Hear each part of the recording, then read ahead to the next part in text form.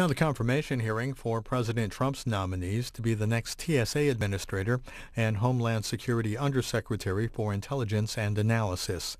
Senator Ron Johnson of Wisconsin chairs the Senate Homeland Security and Governmental Affairs Committee. Senator Claire McCaskill of Missouri is the ranking member. This is 90 minutes. This business meeting is called to order. Pursuant to notice on June 30th, 2017, the committee meets to consider the nominations of Claire M. Grady to be the Undersecretary for Management, U.S. Department of Homeland Security, and Henry Kerner to be the Special Counsel, Office of Special Counsel. Just brief opening remarks. I think, as the hearing indicated a couple weeks ago, two highly qualified candidates. Truthfully, couldn't be more impressed with the people selected to fill those incredibly important positions. In terms of folks we're going to be voting on, we'll talk about the candidates, the nominees here in our hearing following this. But again, I'm just very pleased that we're voting on two qualified candidates, and I certainly support or intend to support their nominations. With that, I'll yield to my ranking member, Senator McCaskill. Thank you, Mr. Chairman. I will place in the record a brief opening statement that I had for this markup.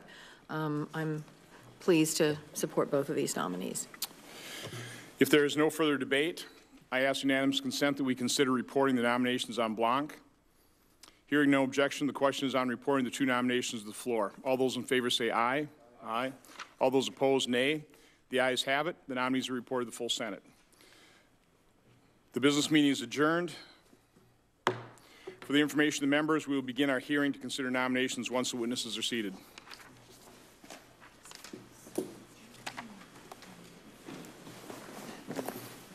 That was quick.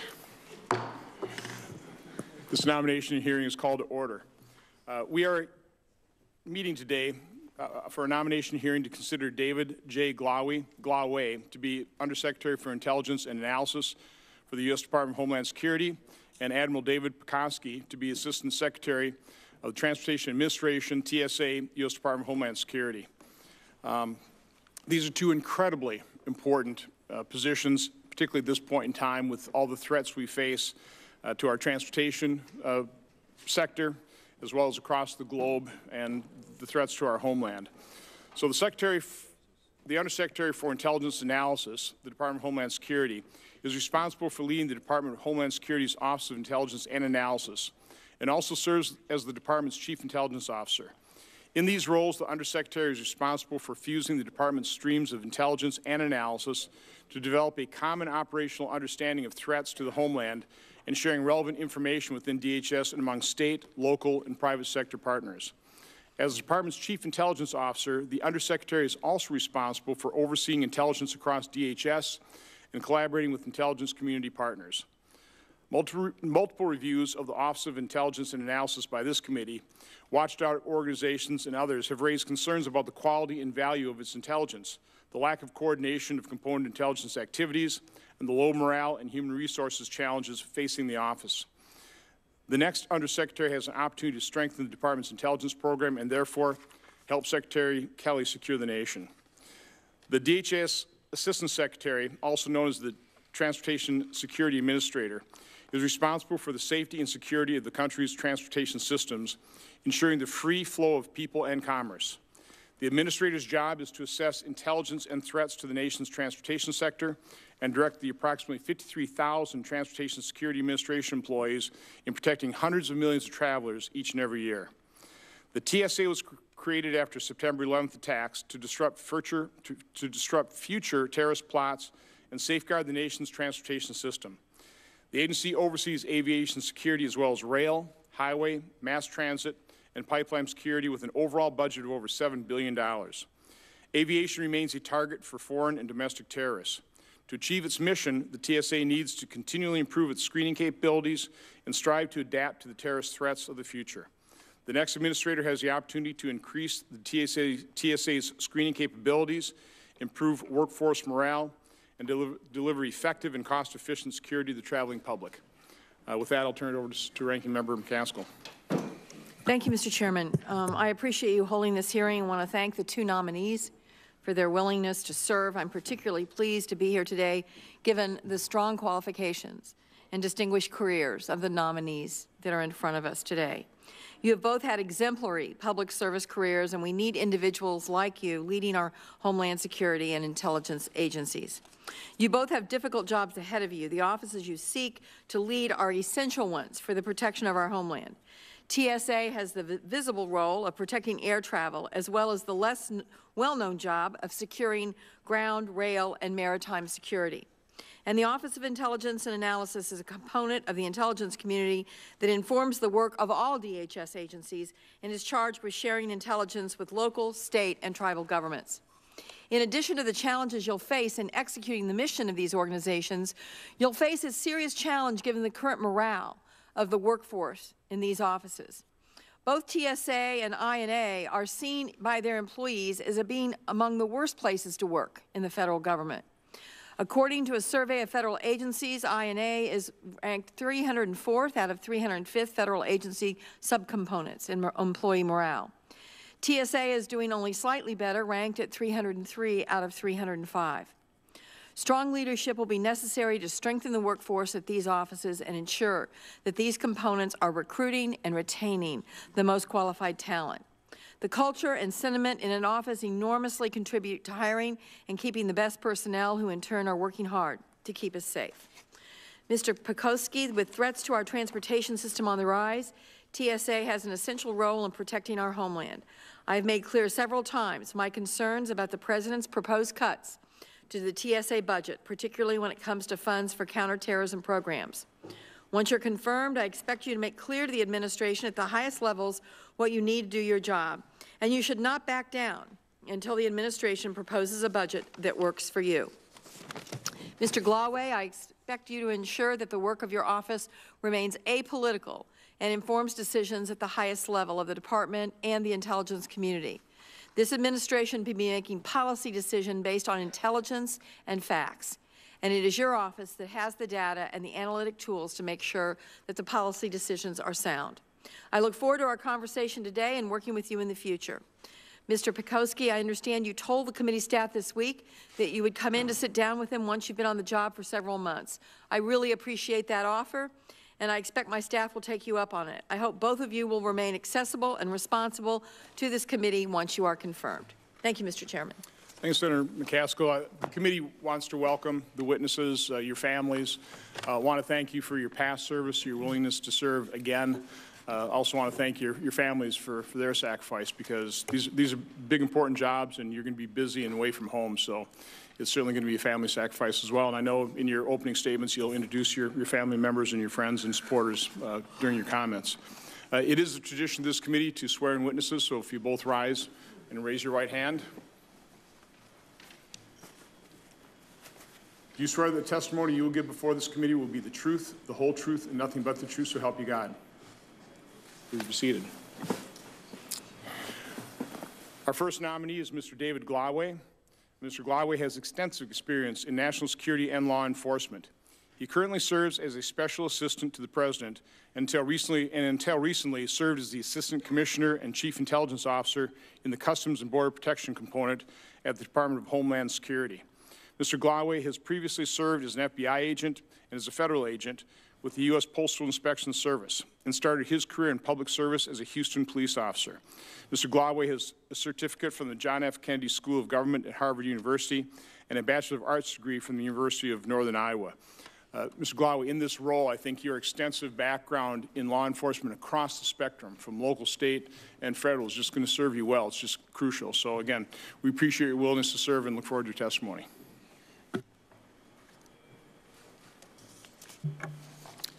Chairman Johnson, Ranking Member McCaskill, members of the committee, thank you for the opportunity to be before you today as the President's nominee for the Undersecretary of Intelligence and Analysis at the Department of Homeland Security. I'm honored to have been nominated for this position by President Trump, and I'm humbled to have received the support of Secretary Kelly, Deputy Secretary Duke, and Director of National Intelligence Coates. Before we begin, I'd like to take a moment to recognize my family. I'm grateful for their support and sacrifices to allow me this opportunity.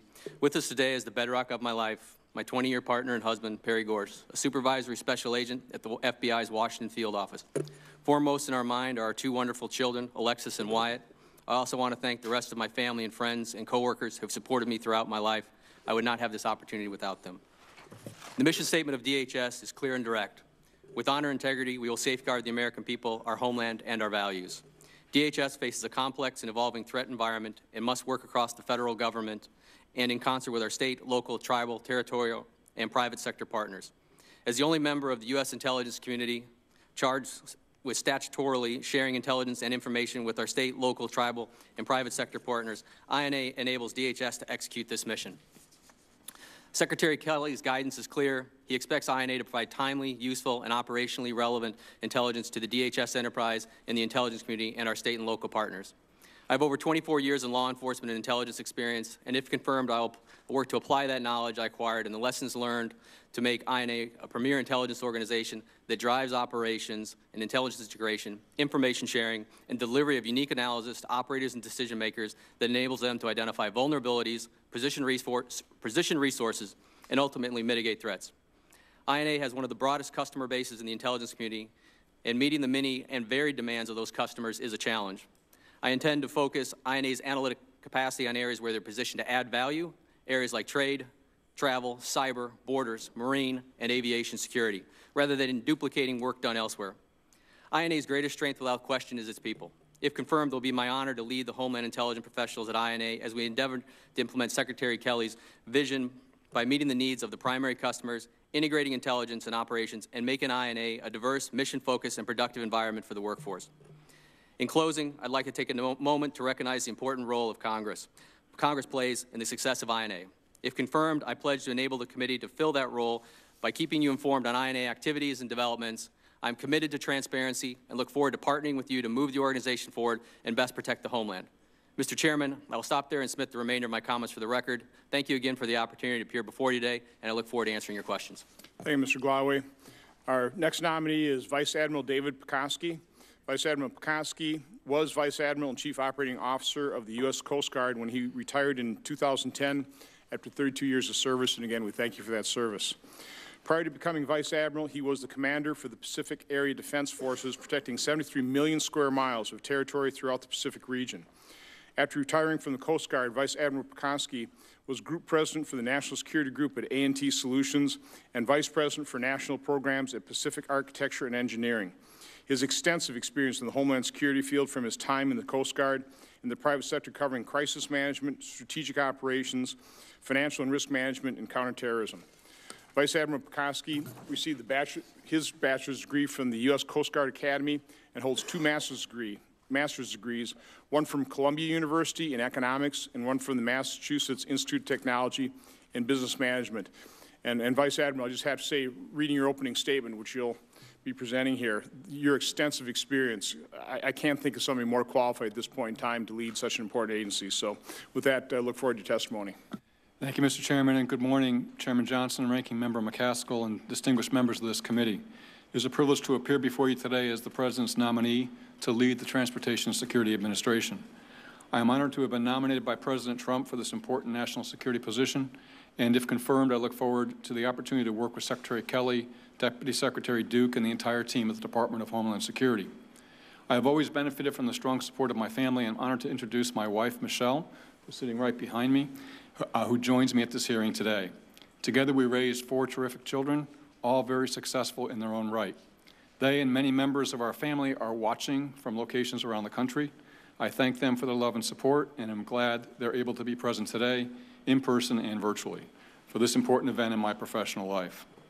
Let me begin by recognizing the men and women of the Transportation Security Administration. Each and every one contributes to the security of our nation's transportation system and works tirelessly to earn the trust and respect of the American people. Their work is critical to the security of our aviation and surface transportation systems, and they have, in my opinion, done an outstanding job in protecting us from an ever-present and very dynamic threat. It would be my privilege to join them as their administrator and bring my leadership skills and experience directly to the effort of securing our homeland.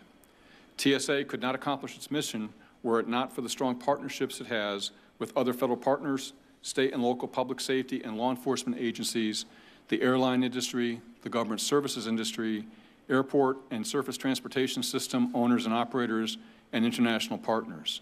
Throughout my professional career, I've seen firsthand the importance and enormous value of strong partnerships and professional relationships. This is the extended TSA team, and it would be my privilege to join them as well and our collective goal of ensuring transportation security in the United States. I had the high honor of serving our country in the United States Coast Guard for most of my adult life. I am forever grateful to my Coast Guard colleagues for their investment in my leadership and professional development. My career in the Coast Guard provided me with the background and experience that are very relevant to the position of TSA Administrator.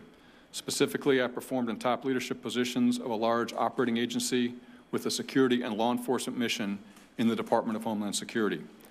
I have experience in operational risk management and risk mitigation, and I have experience working with other federal, state, and local law enforcement and public safety agencies, industry and interest groups, and international partners and international standards-setting bodies. Following my Coast Guard service, I joined a very successful mid-market company in the government services industry. My experience in the private sector was very valuable, and I learned how government can be a better consumer of private sector expertise and support. Today, as you know, we face a multitude of threats that are persistent and ever-evolving. We know that certain terrorist organizations remain focused on commercial aviation and disrupting the freedoms we enjoy as an open society. Staying ahead of these threats and ensuring that appropriate measures are in place to ensure security effectiveness will continue to be TSA's most significant challenge.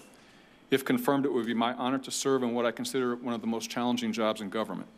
My overarching goal would be to lead TSA to an ever stronger position as an effective and efficient provider of security for our transportation systems, especially aviation, with a strong and growing level of public confidence in the agency's mission performance. I will articulate a clear vision for TSA to ensure all of our efforts contribute to its achievement. My full intention is to serve as TSA Administrator, if confirmed, for as long as the President and Secretary wish me to remain in this position. I think leadership continuity at TSA is very important. If confirmed, I would be the 13th Administrator in 16 years when you include those in an acting capacity.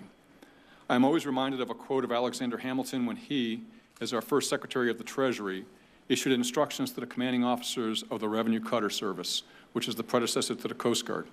Alexander Hamilton issued these instructions in 1791, approximately 226 years ago today. He said in part, they will always keep in mind that their countrymen are freemen, and as such are impatient of everything that bears the least mark of a domineering spirit. They will therefore refrain with the most guarded circumspection from whatever has a semblance of haughtiness, rudeness, or insult. I think this sage guidance from one of our country's founding fathers applies to all federal officials involved in law enforcement and security operations today. It is something that will guide me if I'm so fortunate as to have the opportunity to lead TSA. TSA is the face of the federal government to millions of air travelers every day. These travelers rightfully expect effective and efficient screening with a minimum of delay by government officials who treat them with respect. I will work diligently with the entire TSA workforce to ensure TSA continues to meet this standard.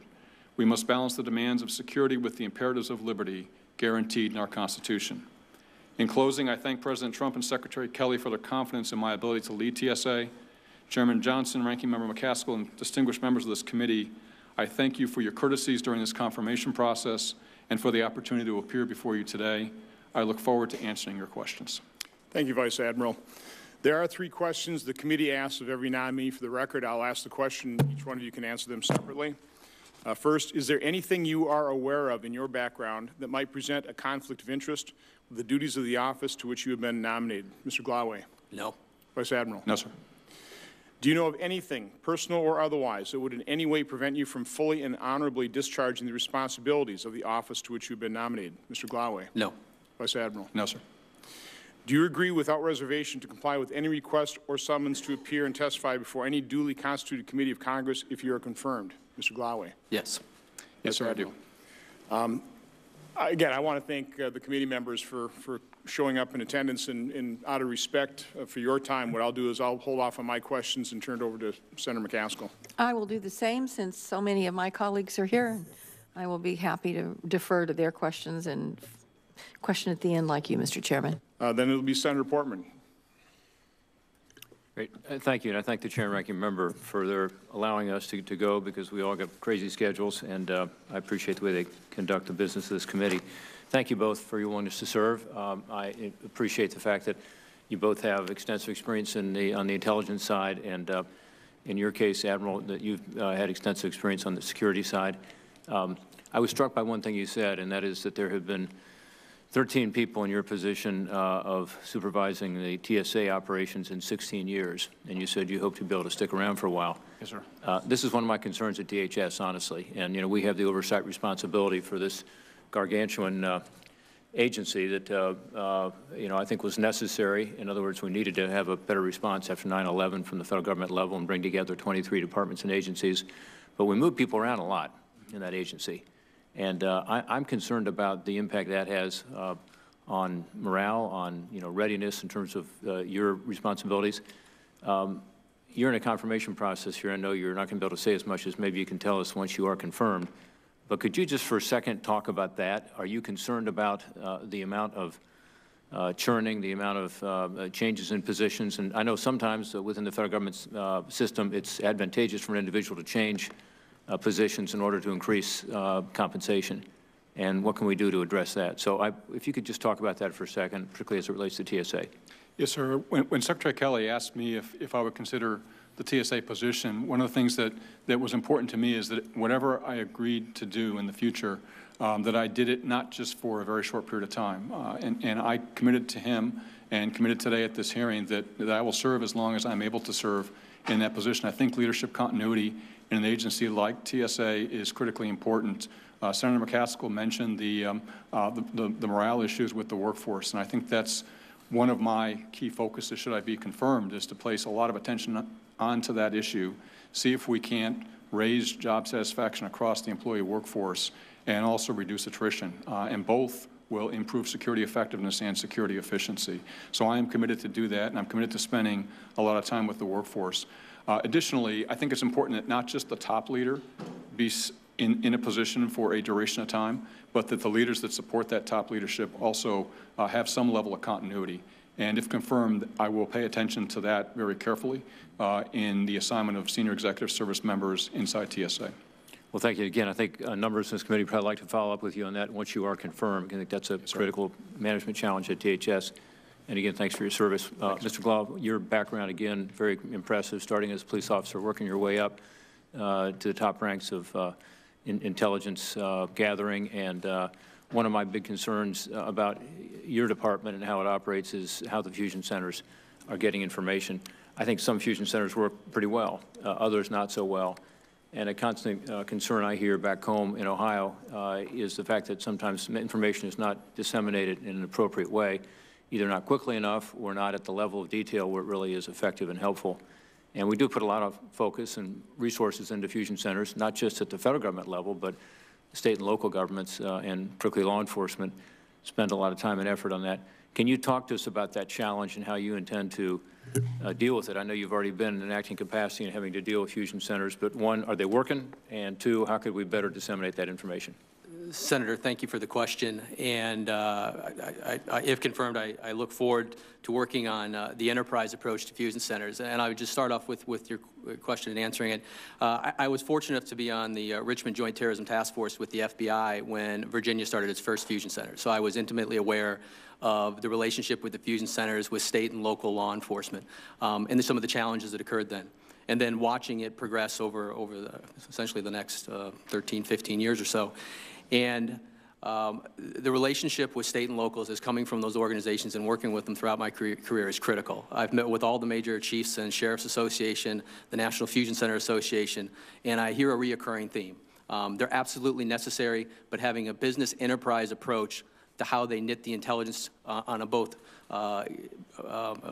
disseminating intelligence to them and also receiving it from them is critical. The challenge is there's a lot of sheriffs and chiefs out there, and each fusion center operates independently. What I did get, if confirmed, to work with them in an integrated approach to come up with an enterprise that is some consistency in how we're sharing intelligence, recognizing every fusion center is different. But from a federal side and how we disseminate intelligence, it's going to be critical on how we have that enterprise approach. And I had a commitment from all the organizations to start working on that. So if concerned, Senator, I look forward to working on that. So business enterprise approach in your mind means consistency, reliability. What does it mean in terms of the level of detail that you can provide? In other words, one of the complaints that I hear sometimes is that our fusion centers are not able to get the information that they really find actionable, and they're sometimes told after the fact. And we've been blessed not to have more terrorist attacks, but certainly we've had some that could possibly have been thwarted had we had a better information flow from the federal level or even the international level, federal level, and right down to the state and local level. So talk to us about that for a minute. How can the business enterprise approach that you're advocating help with regard to getting that information in the right hands? Sure, Senator, thank you for the question again.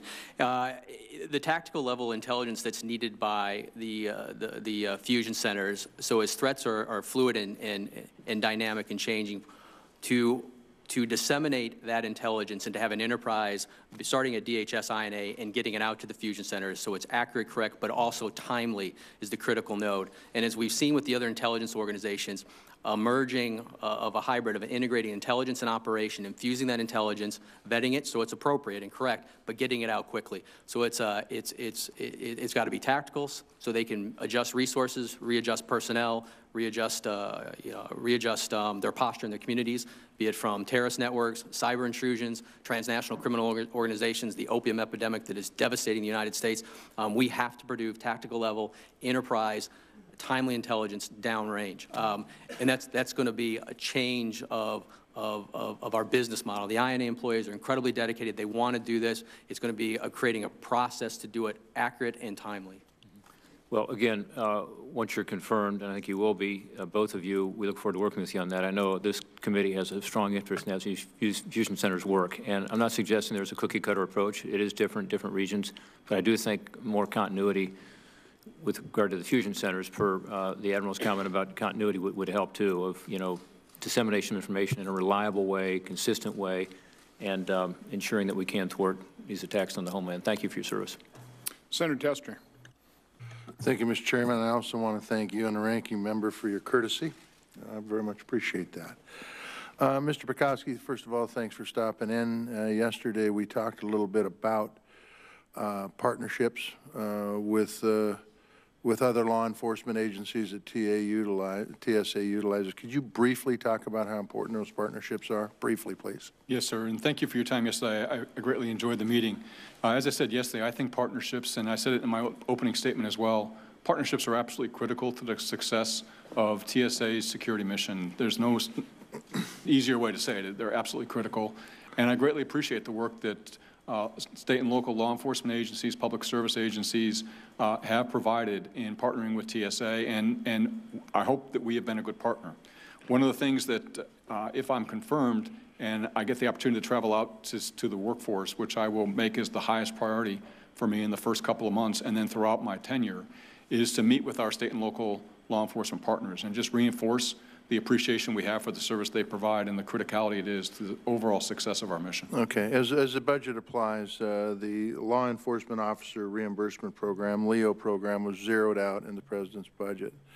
That money is used to basically help local law enforcement support your mission. Do you know if there's any other grants out there that could replace the LEO grants, or is that the only game in town when it comes to supporting local law enforcement?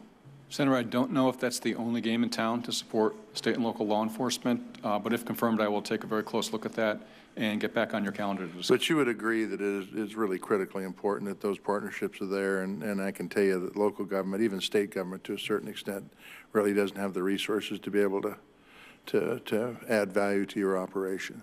Yes, sir. The partnerships are critically important. I want to talk about, since it was brought up during Senator Portman's question, you said that you wanted to increase job satisfaction and reduce attrition. How much do you think that the pay for your frontline folks has to do with keeping them on the job?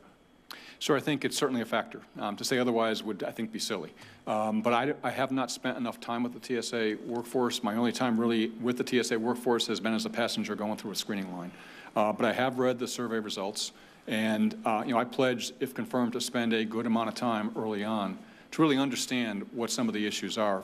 For me, just from what I've read, some of the issues would pertain to leadership at all levels of the organization, reinforcement of the frontline individual's performance, recognizing good performance when good performance is performed, providing the workforce adequate training, and for those that see a career in TSA, providing them the counseling and the support to pursue that career, but make the expectations realistic. Well, I would just say leadership's critically important. It is critically important, and you know that coming from your previous job. But I would also hope that as you look at the turnover of your frontline folks, that you take a look at where they're moving to and what that, if pay is a potential problem. Yes, sir. You know, I mean, if we're in a mode of continually retraining folks that are on the front lines, that's not healthy for the organization. And I don't think it's healthy for security either, by the way. So what's your perception on that? Sir, I agree. And one of the things that concerns me, in addition to the job satisfaction survey results, is the attrition rate, which is, in my view, very high for the workforce. And I have just a macro number as a nominee. What I would like to do, if confirmed, is to look at the attrition rates across each individual airport and really get a handle on that. I think it's good. And I think the reassignment of people, too, that Senator Portman brought up is also critically important. We're starting to see that in a lot of agencies. If they come out with a decision that maybe the higher-ups don't like, in the White House in particular, they get reassigned. And I think that's, that will do more to ruin employee morale than anything. You want people that are able to make decisions and support them in that decision-making. So thank you on that. Mr. Glawe, as far as cybercrime and cyber interference is concerned, which countries do you see as our biggest adversaries? Senator, thank you for the question. Yeah. Clearly, the intelligence community assessment on the Russian intrusion on the cyber elections, I agree with, and that raises significant vulnerability points in our critical infrastructure. In an unclassified setting, maybe I'd take it for the record to have a list of the classified response on the countries of risk, but what I would say in this setting is that did illuminate a vulnerability from active foreign intelligence organizations that are on the homeland. And Russia is not the only game in town, is what I would say. And we being the intelligence and law enforcement and private sector community, are going to have to be cognizant of those threats. And if confirmed, I look forward to working on that problem. And I appreciate that. And I don't think anybody is saying that Russia is the only game in town. But I do want to touch base, and this isn't to put anybody in conflict with anybody. It's just we got to deal with these issues because they're real. But the president tweeted out on Sunday that he and the Russian President Putin had discussed forming an impenetrable cybersecurity unit so that election hacking and many other negative things will be guarded and safe. I'll give you my opinion. If you want to talk about the epitome of the fox guarding the hen house, this is it. What do you seek as the head of the DHS office when it relates to Russia and cybersecurity? Go ahead.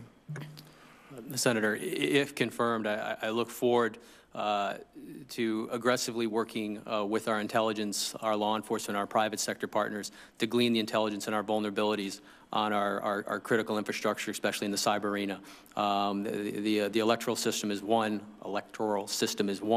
but there's others that are vulnerable as well, especially with the private sector. My predecessor, Undersecretary Frank Taylor, had worked for GE, and he's vocalized his concerns about the private sector. So I look at, if confirmed, to really focus on that and what our posture currently is, and maybe where we have some business process and tactical response processes to improve where we're currently postured in the United States. Thank you. You don't have to answer this, but one of the questions that I also would like you to answer through written or whatever is what you're each going to do to break down silos between your partners, both within the federal government, state government, and local government, because I think it's really critical. You guys are not allowed to make a mistake. You just can't. And so appreciate you guys. I fully intend to vote for your confirmation. I think you're two quality candidates. Thank you very much. Senator Langford. Thank you, Mr. Chairman, and thank you both for allowing us to be able to move on to questions as well. I want to pick up where Senator Tester left off here on the silo issue. You've been in law enforcement for a long time, Mr. Glawe. You know full well that there are clear lines between jurisdictions and responsibilities, and there are times there are 8 people all show up and they have 8 different jobs there, and you're all standing around waiting for your turn to be on your task. That is especially true when we deal with intelligence operations. Most of our intelligence operations are foreign-facing, trying to be able to figure out what's happening, what's coming at us. You have a very unique responsibility about trying to see what our threats are coming at us at our closest areas.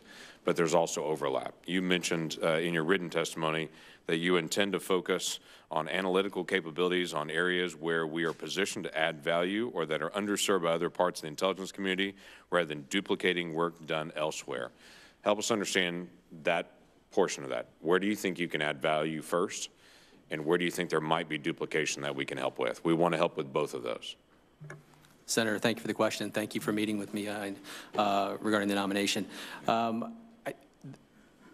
The DHS enterprise is very uniquely posed, I think, in the law enforcement and intelligence community space, in the Marine, the trade, the travel, and the border security environment, and also with the private sector and sharing information with state and locals. No one else, I would argue, has that type of infrastructure to collect intelligence, to identify threats from that arena. So that's where I see, and in conversations with numerous staff and committee members, that's a unique posture of DHS where we could enhance value. Where the duplication of effort, I think there is some room for improvement in the terrorism arena. There is a lot of organizations that report on international terrorism and the effects on the homeland, including the FBI and the DHS relationship. If confirmed, I look forward to working with my law enforcement intelligence community partners to streamline our business processes, to make sure there's not duplication. And where there is, maybe we will partner and move our resources in a little bit other areas where there's not as much coverage. So I look forward to looking at the enterprise approach to that, if confirmed. I would say we would be very eager to be able to help you with that as well. We have a lot of threats. We need to be able to focus our dollars on the areas where we need to be able to deal with those threats. If we're duplicating dollars, that means we're not looking at something else, and we're missing out. So while I understand all the jurisdictional issues, and that's their deal, and we can't talk about their deal, we do need some help and some ongoing conversation to be able to determine. We do have some overlap here, and so we can deal with that overlap in the days ahead on it. You also focused on your testimony on transnational criminal organizations. Obviously, there are multiple entities that are dealing with that part of it as well. State Department, DEA, all kinds of different groups, FBI, obviously. Where do you see your unique section dealing with transnational criminal organizations? Senator, thank you for that question. And I'm very passionate about transnational organized crime, as well as the Secretary has spoken about it. The threats that are on the homeland from transnational criminal organizations, by its nature, starts in a foreign space. The overwhelming amount of narcotics flowing into the United States from Mexico and synthetic narcotics from China are devastating us. The deaths are compiling.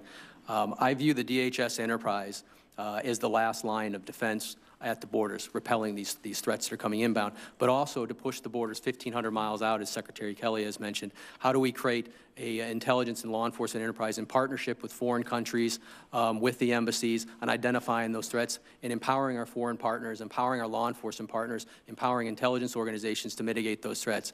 Because it's quite apparent that they are infiltrating with the narcotics coming into the United States. That's one vector of transnational criminal organization. Others are cyber as well, the dark web. Again, Senator, if confirmed, it would be a great opportunity to work with the committee on those threats, have a longer discussion on if we're postured correctly and maybe some potential readjustments that could help us wage our consolidated war on transnational organized crime together.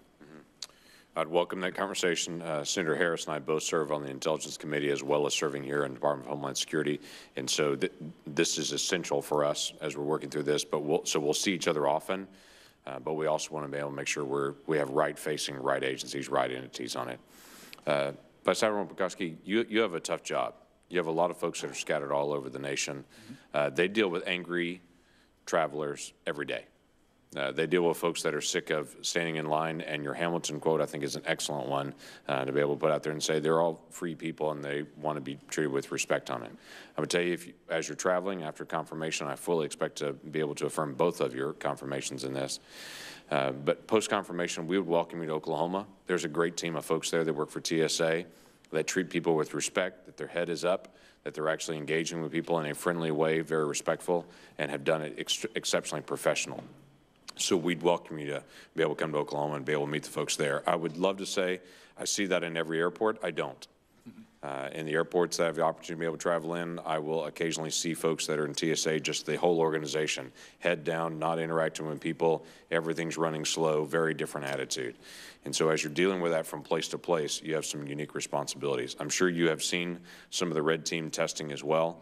of people that are working with TSA to be able to help evaluate where we have weaknesses. That is something as our committee will track, we will continue to track and to be able to help with.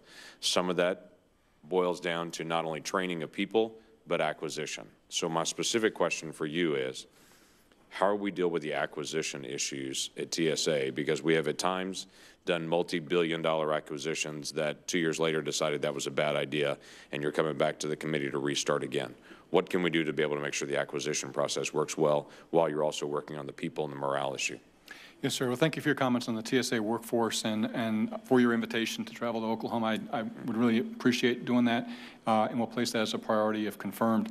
With respect to acquisition, that is one of my highest priorities, and I think it's also Deputy Secretary Duke's highest priority, and hopefully soon to be Undersecretary for Management Claire Grady's highest priority. The three of us have worked together before, and from my perspective, I would really like to see greater technology insertion in what we do in TSA and getting that technology insertion to the workforce faster. And I think that, too, for the workforce will help them do their jobs from a morale perspective, being able to use something that really is much more useful than perhaps what they're using today, and seeing the agency be responsive to what they, I'm sure, have articulated as a need and putting it out in the field and getting it in place. TSA has an innovation task force, which I've been briefed on. I have a lot of experience on innovation. I led the innovation effort for the Coast Guard when I was the Vice Commandant, and so that will be a key priority of mine to do just what you suggest. Yes, speed is exceptionally important. When we've determined what a threat is, yep, we can't wait 4 years before we actually distribute that out to the locations. Yes, sir. So thank you. Thank you. Senator Harris. Thank you. Mr. Gloway, it's good to see you again. I'm sorry I don't see your beautiful children here today. They were a star of the show, in addition to you, when you came before Senator Langford and myself in our Intelligence Committee. I appreciate your responses to my questions, for the record, for you. And, Mr. Chairman, I would appreciate if we can submit those answers to the written QFRs in our record. But I appreciate you asserting, Mr. Gloway, that it, quote, is never appropriate to produce intelligence with the specific intent of supporting a preconceived policy position. I also appreciate your assurance when you wrote that you would resist any attempts by the White House or anyone else to politicize DHS's intelligence analysis. On a different point, recently the Supreme Court partially lifted the stay on the implementation of the Muslim ban. However, the court said that individuals with a bona fide connection to the United States could not be subject to the ban and must be allowed to enter the United States. In implementing this, DHS issued guidance defining which family relationships qualify as, quote, close family relationships, and excluded grandparents, aunts, and uncles from that definition of close family. So my question for you is there a rationale for excluding grandparents and aunts and uncles from the definition of close family relationship? Senator, thank you for the kind words, and thank you for the questions. I am not aware of the rationale that went behind that, so I'd have to take that back for the record on that. So I'm not aware of the criteria that was used for that policy decision. Thank you. I appreciate you looking at it, and I'd like you to also just consider that even in our country, the definition of what a family is has changed as we move around. Aunts and uncles in many cultures, including our own, grandparents, are really considered almost equal to parent. In many cultures, in fact, depending on the birth order of siblings of your parent, you would refer to that aunt as your older mother or younger father, that uncle. So thank you. I appreciate that. Mr. McCaskill, is that correct? How to pronounce your name? McCaskill, close. Thank you. In March 2014, TSA released a report in the aftermath of a shooting at LAX, where, as you probably know, one TSA officer was killed, and 3 others were wounded. In fact, I went there right after, and it was a tragedy, as you can imagine, for all of us. The report was issued that recommended actions to enhance the presence of law enforcement and local law enforcement at checkpoints, including having TSA officers. And I appreciate Senator Tester bringing up the role of local law enforcement. So in regards to that March 2014 report, in contrast, the President's current budget proposes eliminating the Law Enforcement Officer Reimbursement Grant Program, which helps local law enforcement keep airports safe. What is your perspective on that recommendation as it relates to the budget? Senator, I was not involved in the build of the fiscal 18 budget. If confirmed, I will get into the details right away to understand the rationale for certain things that are in the budget as additions and some that are subtractions.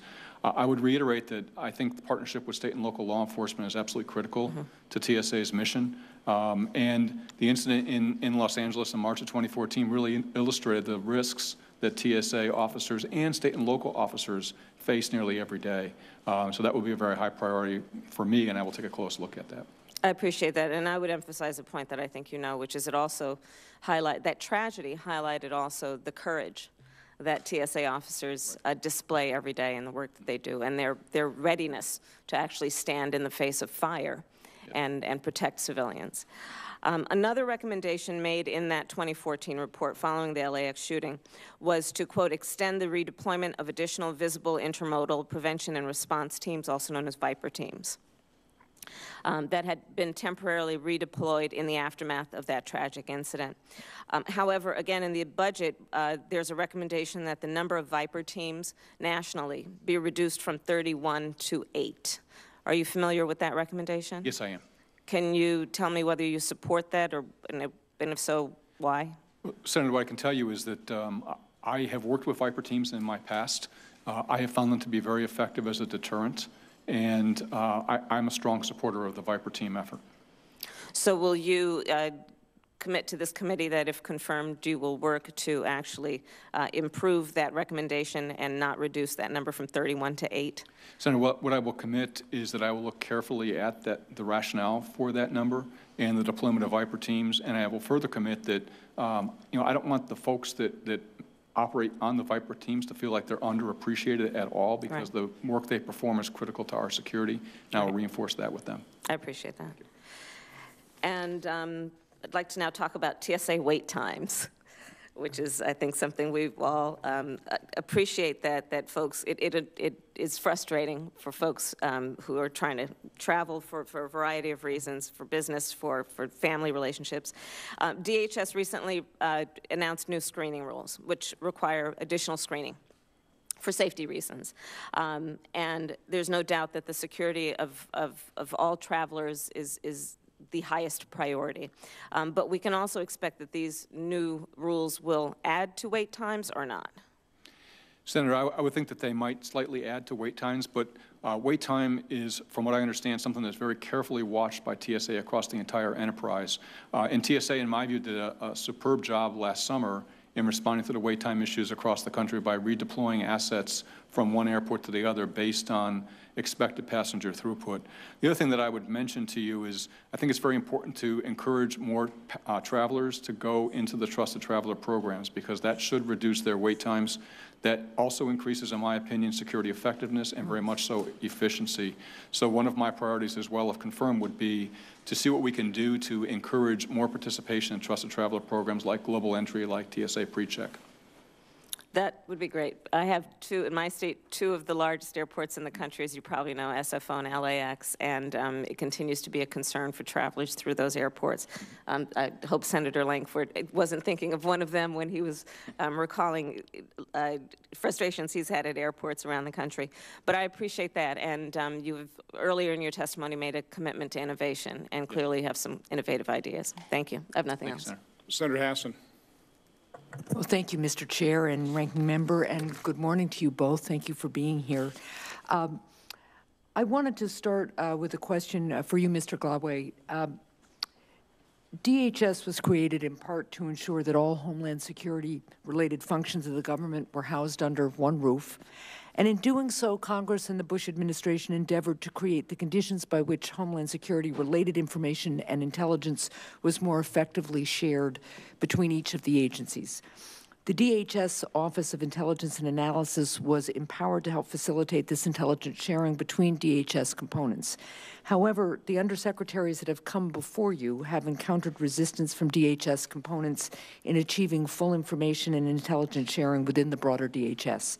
As the former head of CBP's intelligence office, you had a front row seat to this dynamic between components and the DHS Office of Intelligence and Analysis. So what steps will you take to ensure that DHS components are fully sharing intelligence with the DHS Office of Intelligence and Analysis? Senator, thank you for the question, and thank you for meeting with me prior to my testimony today. I am uniquely postured to answer that question because I did lead the largest component in DHS intelligence enterprise.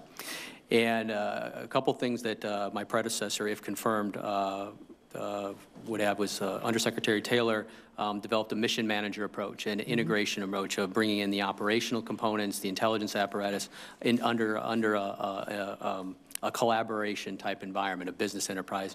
I anticipate to facilitate and move forward with that model even further.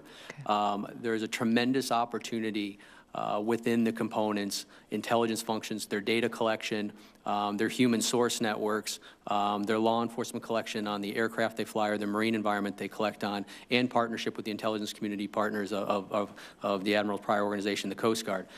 It's going to be a business model of integration. When I was with Customs and Border Protection, I did stand that up within a 60,000+ organization under a field intelligence FIG model, which was similar to what I learned under the FBI and the Director of National Intelligence, Jim Clapper.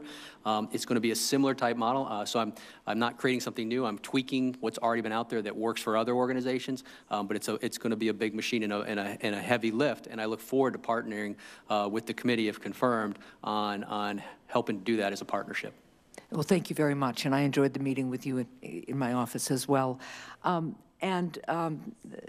Admiral, I wanted to touch with you a little bit on an issue that I know others have asked questions about already today, which was about the morale in both of the agencies that you are nominated to lead. But I wanted to follow up with you, Vice Admiral, because one of the questions that the TSA morale issue really begs is the way they're treated compared to other federal employees, right? So would you consider making TSA employees full-fledged federal employees who enjoy all of the same benefits as all other civil servants do?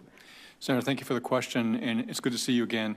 I would really like to get a feel myself for the issues that the workforce faces. And as I said in the opening statement, and I said to you in our office meeting several weeks ago, I intend to spend, if confirmed, a great deal of my time out in the field understanding this issue, because I think it's critically important to be able to address. And then I'm open to looking at any option that would address it. I think fundamentally, the issue can be largely addressed through leadership at all levels of the organization. And Senator Langford mentioned that some airports have different levels of performance than others. Well, that's something that we measure and we can look at and try to drill down and figure out, okay, why is that? Is it a facility issue that might be hindering the job satisfaction of the employees? Is it constraints on the facility, technology, or is it something else? And that's something that I really want to pay an awful lot of attention and get to the root of, because being at the very bottom of employee satisfaction is not where I want to be. And really, from my Coast Guard experience, we're used to being at the other end. Well, and I thank you for that answer. What I'd ask you to talk to TSA employees about, as I have, is the fact that they are uniquely positioned as non-civil servants, and it results in high turnover. It results in a lot of other issues that I think are fundamental to some of the morale issues. So if you just would commit to talking with them about that and considering it, it would be very helpful. Yes, Senator, I would definitely talk with them about that. I want to understand that issue much better than I do today. Thank you. And one last question, again for you, Mr. Glaway. As the office in charge of analyzing the threat to Homeland from ISIS and al-Qaeda-inspired terrorism, the DHS Office of Intelligence and Analysis plays an important role in helping to understand the recruitment propaganda that is intended to leverage homegrown terrorist attacks within the United States. Given your experience as a local law enforcement officer, as FBI counterterrorism agent, and as an intelligence official, what's the best way for the U.S. government to go about preventing the recruitment of our young people by these groups? Senator, thank you for the question. And I have thought about that problem or that threat for years in discussion with partnerships in the intelligence community and law enforcement. At the very tip of the answer would be an integrated approach with law enforcement, the private sector, the communities at the lowest common denominator. I was a community police officer when I first started in Houston almost 25 years ago, is integration with the community, conversations with the communities that are at risk, and developing those partnerships. It's not going to be solved by the intelligence community. It's not going to be solved by law enforcement. It's not going to be solved by the private sector or the communities alone. It's going to be a partnership. And what I've seen the success is at identifying violent acts or violent activity in communities is a community-based approach, a community. Now, we have a challenge with the online caliphate, and that's a whole different set of challenges as well, as how do we create an infrastructure in protecting civil liberties, but also identifying those risks as well. But it's a consolidated approach, and the communities, to me, in partnership with local law enforcement and local leadership is the key point. And we've seen success in the Somali communities in the U.S. back in close in 2010. So if confirmed, I look forward to working on that very tough problem. Well, I thank you for that. And I just wanted to follow up very quickly. A few weeks ago, this committee heard testimony from the former director of the National Counterterrorism Center, Mike Leiter, who spoke about the need for the U.S. government to embrace what I think you're describing an engagement strategy with communities across the country in order to prevent the possibility of homegrown terrorist attacks. I know I'm out of time, but I'd like you to think about maybe we could follow up what offices should be the tip of the spear for that particular effort. Thank you. Senator Carper. Gentlemen, welcome very much. Thanks for your service, years of service, and your willingness to serve some more. Mr. Glauwe, it's nice to see you. Have you had the opportunity to talk with General Taylor and sort of looking back at some of the initiatives that he launched was successful to completion, and others that are maybe not completed, not fully implemented? What are some things that he started under his watch that you think ought to be continued, improved upon? Senator, thank you for the question. I have met with all the prior undersecretaries, Charlie Taylor, Karen Wagner, and Frank Taylor. I was very fortunate. They were very... a lot of Taylors. Yeah. How did you slip in? So Undersecretary Taylor, or General Taylor, had a couple of tremendous programs that I hope, if confirmed, to continue with. He had an integrated intelligence, surveillance, and reconnaissance program where he was looking at the enterprise of DHS, be it U.S. Customs and Border Protection, U.S. Coast Guard assets, specifically on the air and marine environment, and how we can align our resources so we're not duplicating efforts, we're flying sorties, or we're floating, our float times are appropriate. And then also looking at our data acquisition, how law enforcement data is acquired, how it's integrated among the DHS enterprise, and then also shared with our law enforcement, intelligence community, and private sector partners. General Taylor did an outstanding job of pushing that, and I hope to have confirmed to continue on that. And then also the mission manager approach, where he had assigned functional mission managers to threat environments, the trade and travel space, some technology improvements as far as looking at the mission managers involving that. Again, General Taylor, I think, was absolutely heading in the right path, and I look forward, if confirmed, to continue down those paths of the things he started. Good. Thank you. Admiral, nice to see you. I was delighted to get to know Admiral Neffinger.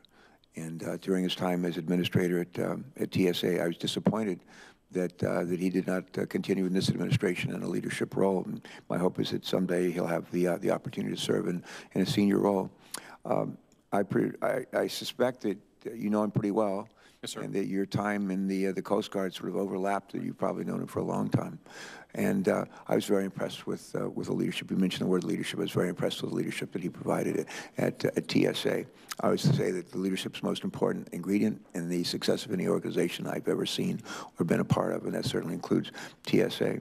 I'm one of those people, when I go through airport security, I thank the folks at TSA for the work that they do, and I would encourage others who might be watching this today to do the same thing. They have a very, very difficult job, and they need our thanks, especially when they do it well. Sure. I would like for you to answer as much as I asked David to answer questions looking at what Admiral Neffinger was doing, attempting to do as the TSA administrator for the last year or two, that you think was especially promising, that are bearing fruit. We've talked a fair amount here today already about morale. A lot has been done in that regard, and I don't know that you need to reinvent the wheel, but what are some things that you'd want to carry on, some things you want to improve upon, and maybe some of the things you'd like to do? Yes, sir. Thank you. I know Peter Neffinger very, very well. We served for many years together in the Coast Guard. We had many of the same positions in the Coast Guard. And I have great respect for his leadership and his management ability. He and I have talked extensively since I was nominated by the President to succeed him if I'm confirmed. And he shared with me his blueprint for TSA. I reviewed that, and I can assure you that I think he set exactly the right foundation for TSA, and view my job as to really build on a lot of the things that he had done. He placed a lot of emphasis on the workforce, including establishing a TSA academy so that as new employees came into the workforce, that they had a week or two period of time at Glencoe, Georgia, where they could be assimilated into the organization and feel part of it. I've been there and seen the good work that's being done. Thank you. Yes, sir. I think that's been very, very successful. In addition to that, he instituted training for the workforce once they got back to their home airports. He started an innovation task force, which I will absolutely continue, and I will expand that task force because I think that's off on the right track. He made some organizational changes to TSA, which are very important to reduce spans of control and increase accountability, and also centralize the oversight of operations in the agency, which had not been done before. And that allowed TSA to move its resources around to be able to respond to predicted wait time surges at airports around the country. So all of those were very foundational and things that I look to continue going forward. And rest assured that Peter and I will have an ongoing dialogue over the course of time. We're very good friends, and I have great respect for him. A couple of weeks ago, my wife and I flew in and out of O'Hare. We'll be back out there later this summer. I recall a bit more than a year ago, the place was bedlam.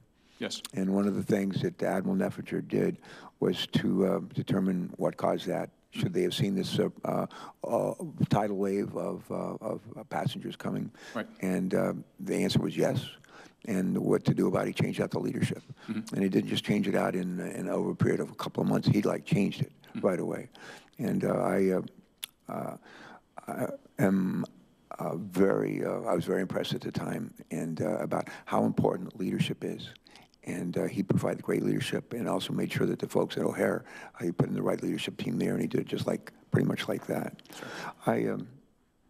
I want to ask you to talk to us a little bit about the partnership between the federal government and the airlines with respect to the work that TSA does, and there's very much a hand-in-glove operation. Particularly talk about technology and how we're maybe changing the experience that we have when we go through security check-ins at airports, and using technology to be able to get more throughput, but in a more secure way.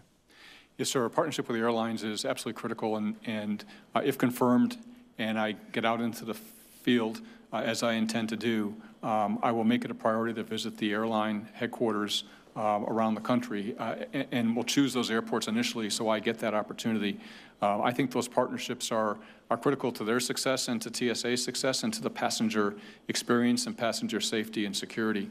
The airlines have helped a lot with technology insertion in airports around the country. There are screening lines now where you can put down your check bag and you don't have to wait for the person queued up in front of you. Several people can put it down at the same time. That fixes a known process problem in the security checkpoints. Additionally, the airlines have been very supportive of putting better technology into check baggage so that TSO, that Transportation Security Officer who's trying to look at that screen and make sense of everything that we put into our check baggage, can do it with a little bit more confidence and a little bit quicker. And so those are things that I would very much look forward to continuing.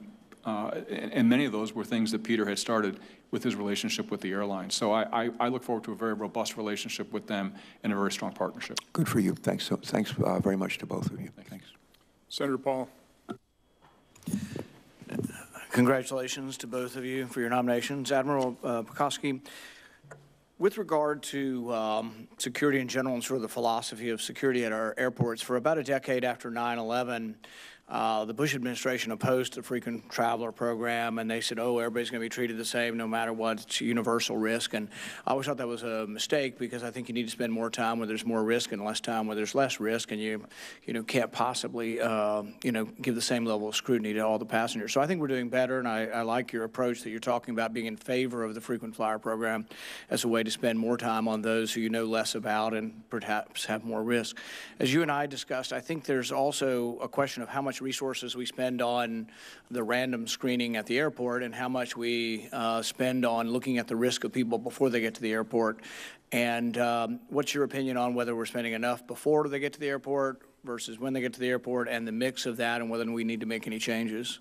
Senator, thanks for the question. Thanks for your time yesterday. I think that mix, from what I understand as a passenger now, I have not been briefed by TSA in detail on the classified portions of those reviews, but that's something I would pay a lot of attention to very early on if confirmed. As we discussed, and I've said earlier today, putting more people into the Trusted Traveler programs is really, really important. I think it improves the passenger experience, and it makes the screening a lot more effective. And like you just said, sir, it allows the resources that we have that are limited, and airline travel is increasing at about 4% per year, so we need to be mindful of that. So to the extent that we can become more efficient but not suffer any loss of effectiveness in security as well. Are you aware of the program that we have for veterans that are amputees, what our screening procedure is for them?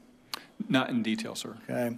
I'm a little bit aware of it, and I think they will make special accommodations for them, but I think it may require calling in advance, which isn't always happening, and unfortunately we have a lot of veterans that are amputees.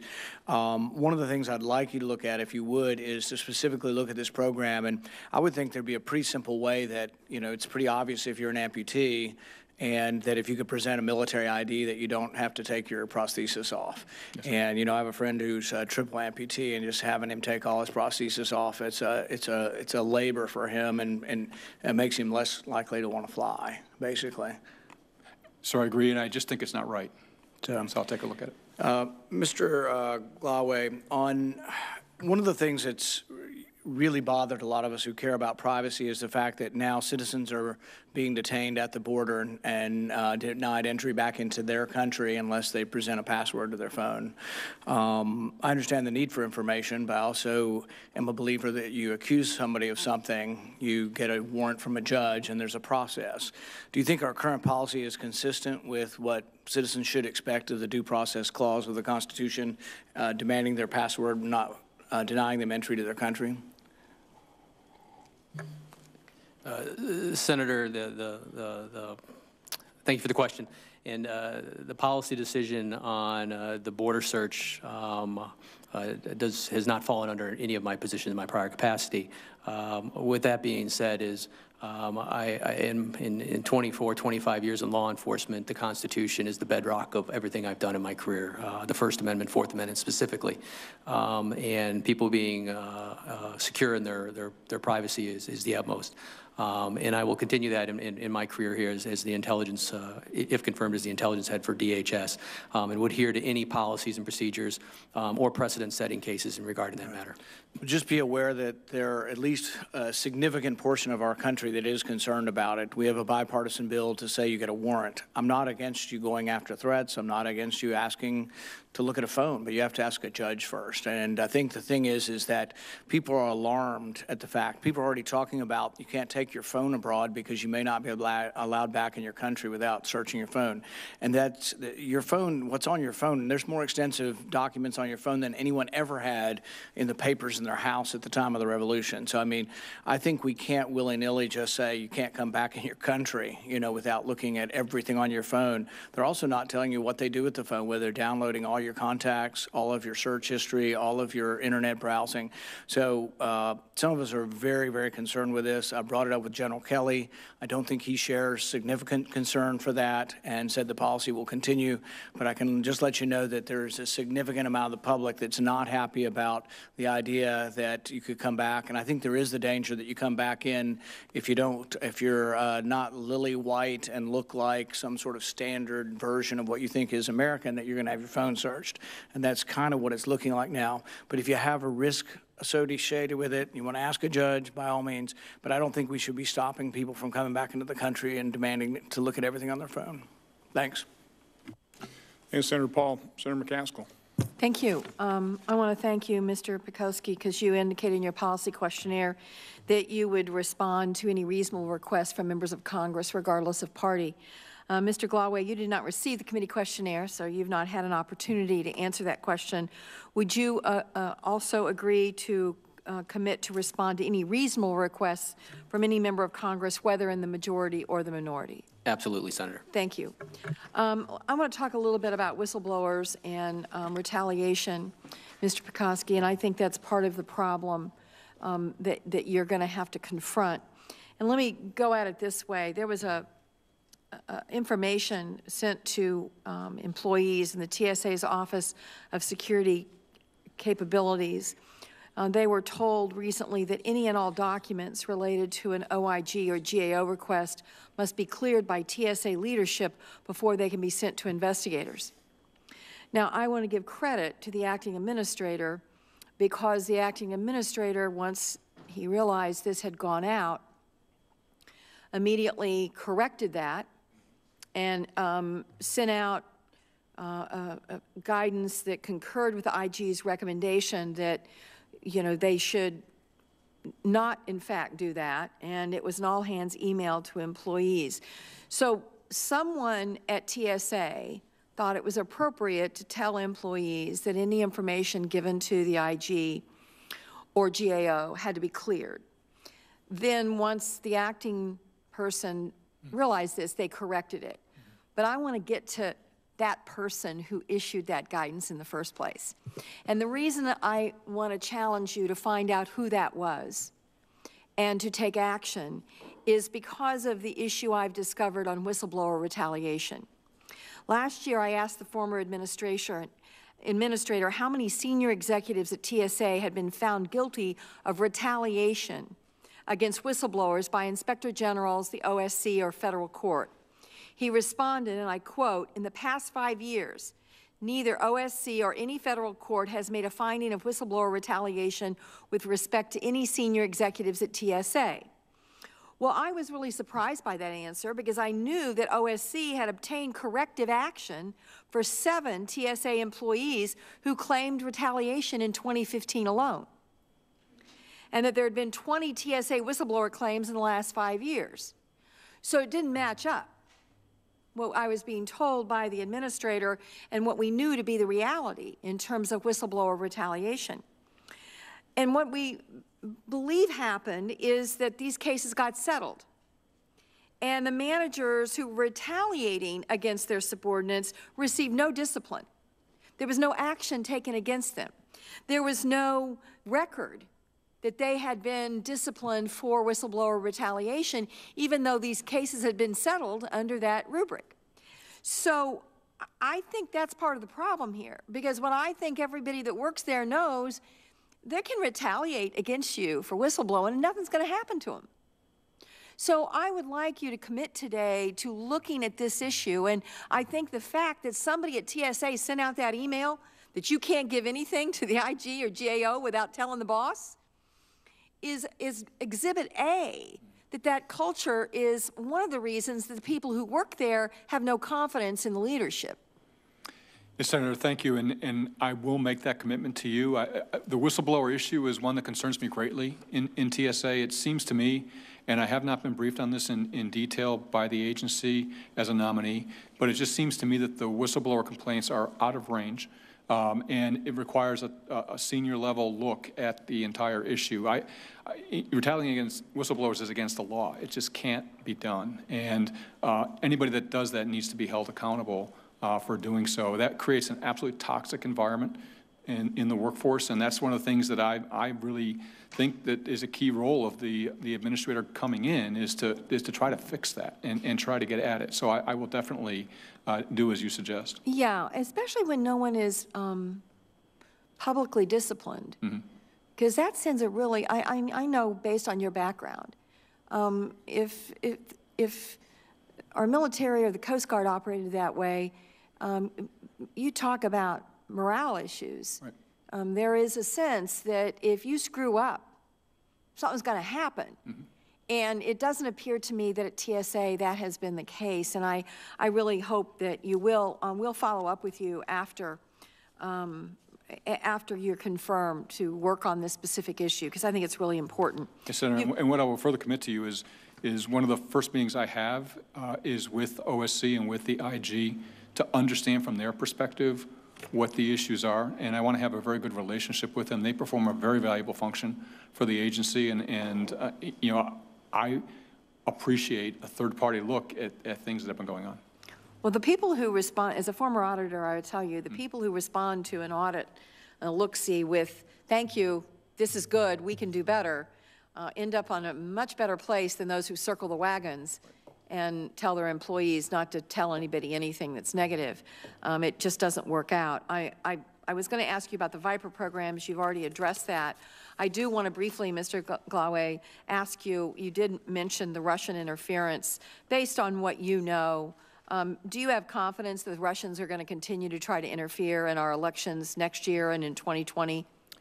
Senator, thank you for the question. And the Russian intelligence services are an aggressive intelligence service, and not going into a classified response, I would anticipate of being an intelligence official for years, looking at the state-sponsored or foreign intelligence services, that they are going to be an active and an aggressive intelligence service for some time, and we need to be postured as an intelligence enterprise to address not just Russia, but other, as Senator Tester brought up, that I answered in a question to his question, was there's many foreign intelligence organizations that are a risk to the United States, and we need to be postured to address all of those and identify them before they become a substantial issue. I guess, based on your experience in the intelligence community, would you be comfortable partnering with Russia and giving them access to any of our intelligence capabilities and any kind of task force? Would you consider them a viable partner in terms of letting them into our systems to somehow work together in a task force against cybersecurity? Would you consider that a valuable idea? Senator, thank you for the question. My understanding that was recently discussed at a senior executive level. What I would say about partnerships with intelligence organizations or foreign intelligence organizations would have to have significant oversight and checks and balances to whatever agreements and partnerships we'd have. You know, maybe we have common goals with terrorist organizations, things of that nature, but it would have to be a strict and regimented type of infrastructure built around any partnership with an intelligence organization. Yeah, it's a real head scratcher for me. We just voted 98-2 to put more sanctions on Russia, and then somehow it might be a good idea for us to partner up. You know, it was very confusing to me. And finally, let me just say this, and thank you, Mr. Chairman, for your indulgence. I want to tell you, Mr. McCaskill, that I, as somebody who travels a lot, I call Southwest my school bus, coming back and forth to Washington every week. I'm in airports a lot, and I got to tell you that I have seen a dramatic improvement in the TSA personnel and their professionalism and the processes. And I think they have a really difficult job. And it's always going to be easy to call out a bad situation, and there are bad situations that are going to happen every day. We have a lot of people flying, and people get frustrated and angry, and nobody likes to wait in a line. And I just think overall, if I compare and contrast what I was going through 6-7 years ago versus now, there has been dramatic improvements, and I don't think we pause often enough to thank the men and women of TSA for the very difficult job they're doing under very difficult circumstances. And I just wanted to end my time at your confirmation hearing, that you could carry that with you, that there are people who really appreciate the good work they're doing. I do think the pre-check lines are getting too long, because more and more people are pre-checked now, and I now have to, like at DCA, I have to like check, because usually it's a lot quicker to go in the regular line than the pre-check line. So I think that's something you're going to have to deal with. But all in all, I think there is very few bad experiences and a whole lot of professionalism going on right now. Senator, thank you very much for that comment. I will definitely pass it along. It mirrors my experience as well. And I think one of the very important things with respect to the workforce, like you said, there are good things that happen every day. We don't hear about them. And we need to. And the leadership at those airports needs to highlight the good performance of people when they perform exceptionally well. So thank you very much for the comments. Thanks, Senator McCaskill. Let me just pick up on that a little bit. My own background is in manufacturing, continuous operation, millions of pounds of plastic going by operators 24/7. Can be really monotonous, and yet it was packaging material for medical devices. We couldn't have any defects in that. And you have a very similar process now with TSA. It can be pretty monotonous. And I think a big difference, and this is where I do appreciate the continuous improvement of Admiral Neffinger. I'm also very impressed with the reaction last summer, that kind of flexible deployment. Within the military, I never served in the military, the esprit de corps, the understanding of the finest among us of how critical their mission is, even though they may be deployed in some pretty monotonous tasks as well. They understand what they're doing. I think that's something, Admiral Neffinger, that yourself can continue to bring to this organization, that esprit de corps, that culture, that describing to the members of the TSA, no matter what their position, they could save lives. It's just, the mission is just so critical. And so I've not been down the TSA Academy. I'd love to accompany you down there. I think that's a good starting point. But we just got to be looking at that continuous improvement to instill in every member of the TSA. If we could shift them more and more to an overall culture that we already have instilled in the finest among us, in their military, I think that'd be a really good step in the right direction. You talked about innovation. Just like you talk a little bit about how do you actually implement innovation. I'll make a suggestion from the standpoint of pilot programs. There are differences between airports. Part of it might just be differences in the labor pool. Obviously, leadership makes a big difference. But I think metrics, measuring, incentivizing, empowering management, and then highlighting the best practices. Can you just kind of speak to those concepts? Yes, sir. First, thanks for your comments on the workforce. I greatly appreciate them. And I think it's very similar to the NASA example. Every person who worked in NASA put a man on the moon. Every TSA employee contributes to the safety and security of the American public. And we're not talking small numbers here. We're talking almost 800 million people per year travel by air. And that's not even mentioning the surface transportation security work that TSA does in partnership with the owners and operators of those systems. With respect to innovation, I think I look at innovation in sort of two ways. The first way is technological innovation and being able to insert technology rapidly. And so I 100% agree with you that prototyping is very important to be able to do that. The key, though, is to make sure that when you have a successful prototype, you actually get it implemented.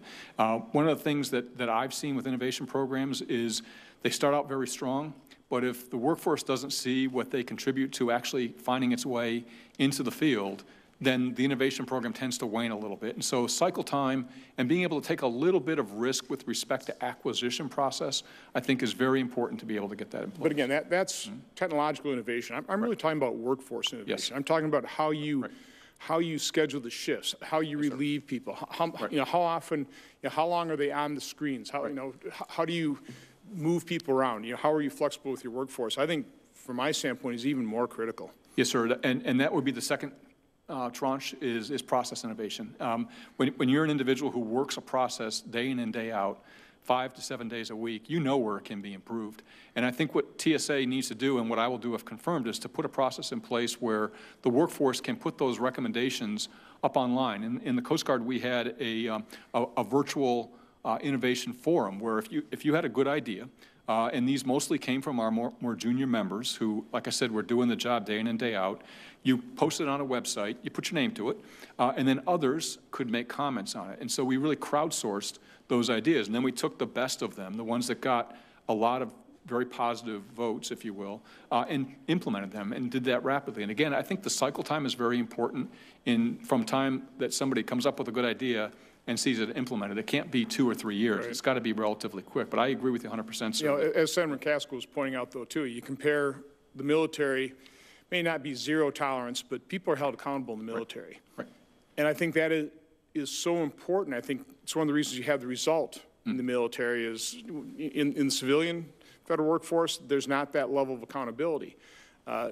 It's shocking, the level of retaliation, even though there have been laws in the books for 100 years. Right. And we've got Office of Special Counsel, we have the Inspector General, and yet retaliation occurs unbelievably often. Right. So I think that's got to be a top priority. I agree with Senator McCaskill. We've got to root it out. There can be no tolerance for it whatsoever. That alone will dramatically improve the morale, because in an organization, if you allow bad apples to just continue to infect the organization, that's exactly what ends up happening. Right. Mr. Glaway, we had a hearing about a month or two ago on transnational criminal organizations. We focused on MS-13. With your background in local law enforcement, you know, the priorities of this on the Homeland Security side of this committee have been border security, cybersecurity, protecting critical infrastructure, combating Islamic terrorists, any other extreme violent actor. It has become so apparent that I would say the primary root cause of our unsecured border is our insatiable demand for drugs, and what that has led to the creation of the drug cartels, these transnational criminal organizations. As I traveled around Wisconsin on a national security tour, talking to local, state, federal law enforcement, asked them, what's the biggest problem you're dealing with? Without exception, it was drugs. You know, the crime it creates, the broken families. Speak a little bit about that as your priority in terms of getting the intelligence and analyzing that so we can attack it effectively. Chairman Johnson, thank you for the question. Thank you for meeting with me, too. I am extremely passionate about it. It strikes, I would argue, that I'm sure our friends and family, everyone has been impacted by narcotics or substance abuse addiction. It is eroding our communities, and the threats are emanating in foreign space. So we have an issue with our demand here that also has to have some tough policy decisions on how that's going to be addressed. But empowering our state and local partners in using the fusion centers to identify these threat vectors of how the cartels are moving their supply chain narcotics into our communities, how they're using the dark web, how they're using encrypted communication. They've become sophisticated. They're Fortune 500 billion-dollar corporations with worldwide nexus to move money, people, and resources. To posture the intelligence community, the private sector, Department of Defense, and law enforcement in a community approach to this is going to be critical. And I look forward, if confirmed, to working with the committee. If there are stovepipes or policy or legal impediments, we're going to have to drive through them, because this has become just an epidemic problem in the United States.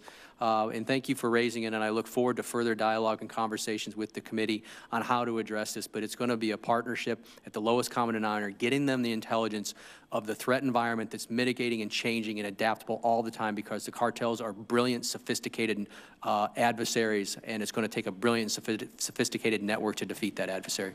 When I first joined this committee, one of the first phrases I heard is, when you've seen one fusion center, you've seen one fusion center. And so it does depend on personnel, it depends on leadership. But in talking about what your mission is, what you're going to focus on, how can you bring a differentiated product to the table, I can't think of a better niche for you to operate in is really these transnational criminal organizations, the drug organizations, the gangs. Just a scourge on our society. Last one for you, Vice Admiral. I am a huge supporter of K-9 units, and I think you'll find a great deal of bipartisan support in Congress for increasing the number of units we have. Now, they don't come cheap, but as we've held hearings on this, there's no technology that can beat the nose of a dog. And with the new emerging threats in terms of explosive and smaller devices, I think it's just critical. So I guess, you know, I definitely want to work with you to do everything we can to find the resources, and I'm just looking for a commitment to K-9 units. Yes, sir. I'm also a huge fan of K-9 units. I have experience working with them in my Coast Guard background. I think they're superb at detecting and also superb at deterring behavior, and so you have my commitment to take a very close look at that. I think that's one of the ways that we can really improve the effectiveness of security. I'll tell you, one of the things I like about this committee is, first of all, the members attend. They ask excellent questions. I kind of like this technique. We let our colleagues ask the questions. I've come to run out of them. So let me just say that, you know, I mentioned the priorities of our committee. The fifth that I didn't mention was the fact that we're committed to making sure the Secretary, his undersecretaries, everybody in this function of trying to keep our homeland safe, secure, that you succeed in your mission. So we are dedicated to doing that. Let me just say, let us, you know, help us help you. You've got to communicate with us. We want to do everything we can to support your mission, because it's just so critical. So again, I want to thank you for your past service, for your willingness to serve. Again, thank your family members. You're going to see them less, because these are such important jobs. And we're just so appreciative that you're willing to serve your nation once again in these important capacities. Vice Admiral McCaskill has made financial disclosures and provided responses to biographical and pre-hearing questions submitted by the committee.